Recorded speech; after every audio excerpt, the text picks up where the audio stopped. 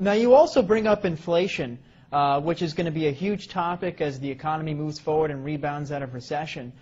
What can investors do to protect themselves from inflation? Well, I think to protect yourself from inflation, you should do what the Chinese are doing. Because the U.S., Bernanke and those boys are printing trillions of dollars and not telling us about it. I mean, I think it was Bloomberg that just sued the Fed for, you got to open up your books.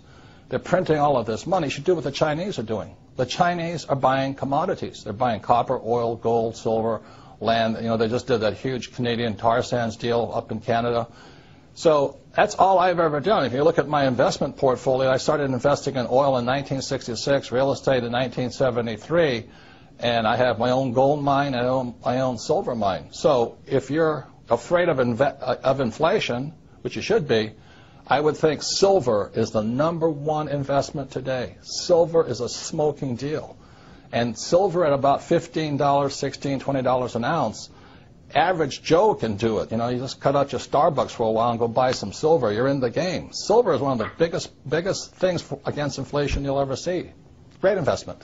Are you personally buying silver? Absolutely. I mean, I've been buying it for years, so I just love silver. But I was buying it at $3 an ounce. Today it's about 15.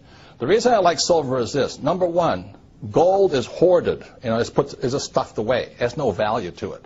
Silver is an industrial commodity. It means it's used in cell phones, cameras, computers. It's used everywhere.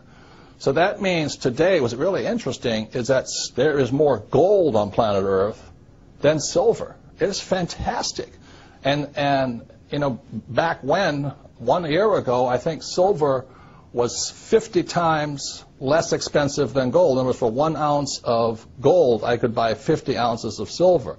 Today, 1 ounce of gold will buy 70 ounces of silver, which means silver is a bargain today. Now, with all the government expansion, inflation looming, taxes running higher, would you say Obama's running the country like a rich dad or a poor dad? Obama? The guys who run the country, I write about this in a book called Conspiracy of the Rich. The people that run the country are Goldman Sachs. Come on, give me a break. And the guys that control Goldman Sachs. It's run by the international banking cartels of the world. The Federal Reserve Bank is not a bank. It is owned by the richest European and some Saudi money in the world.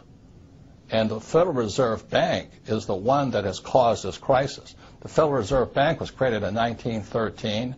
In 1944, there was a Bretton Woods Agreement. 1971, Nixon took the world off the gold standard.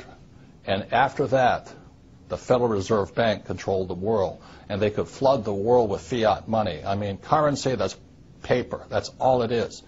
And throughout history, any time a nation has gone to fiat currency, in other words, government-sponsored money, the money has absolutely gone to zero. It has no value. So that's why you see gold fluctuating right now and silver fluctuating right now, oil fluctuating right now.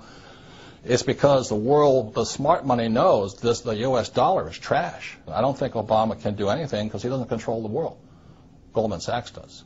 Robert Kiyosaki, best-selling author, investor, motivational speaker, and inventor, author of the upcoming book, Conspiracy of the Rich. Robert, thank you so much for coming on the program today. Thank you. This has been an interesting experience. Thank you.